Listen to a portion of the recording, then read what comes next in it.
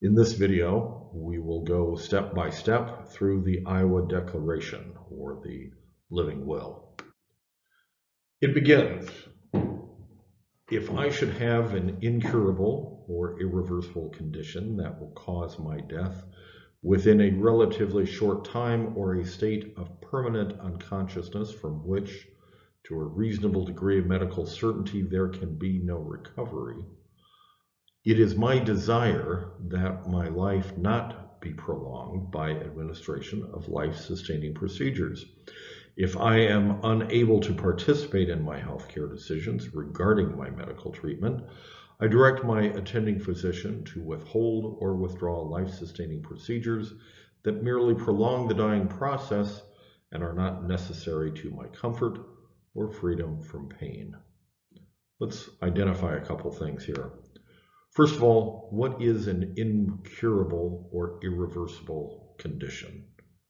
It seems to me that reasonable minds could differ on that.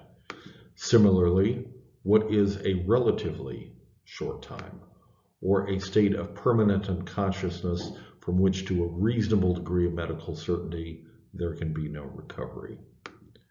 And then, procedures that merely prolong the dying process?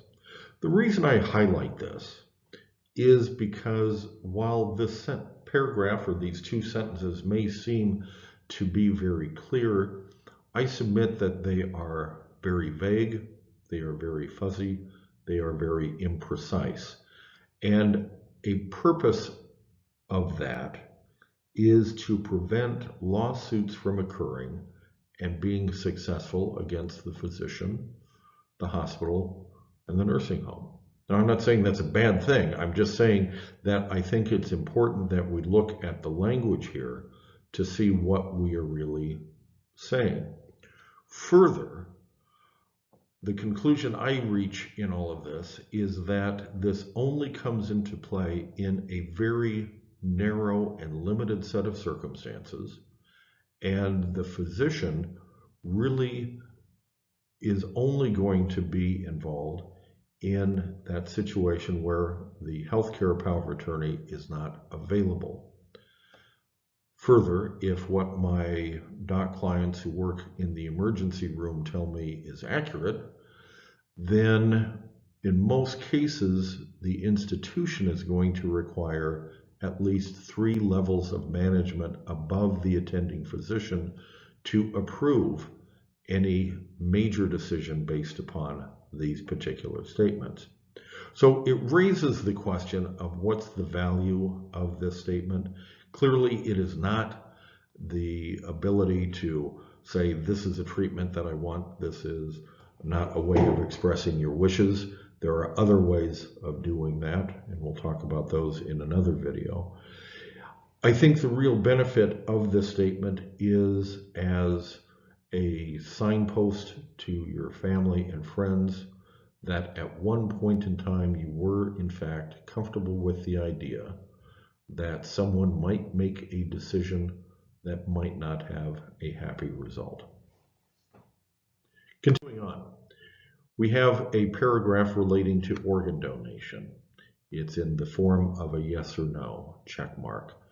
In the event that medical professionals determine that I may be an organ donor, I agree to the use of life-sustaining procedures, including a ventilator, for the sole purpose and time period required to complete the organ donation.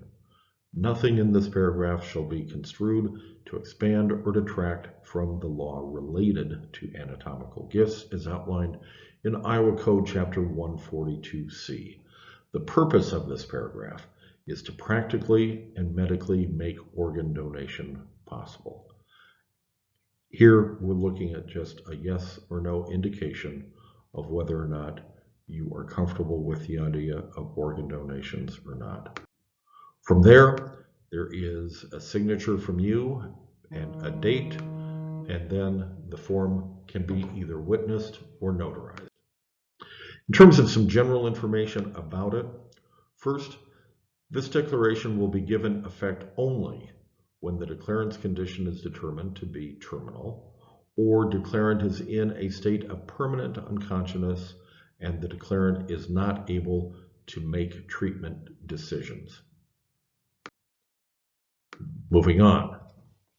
Life-sustaining procedure does not include the provision of nutrition or hydration, except when required to be provided parenterally or through intubation or the administration of medication or performance of any medical procedure deemed necessary to provide comfort or care to alleviate pain. If you do not wish to have nutrition or hydration withdrawn under any circumstances, please consult an attorney for appropriate modifications of this declaration.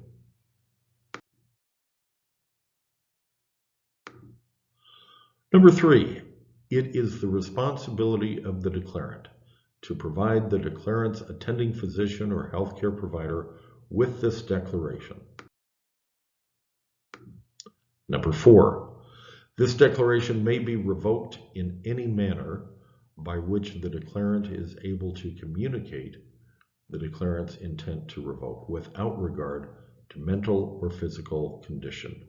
A revocation is only effective as to the attending physician upon communication to such physician by the declarant or by another to whom the revocation was communicated by the declarant.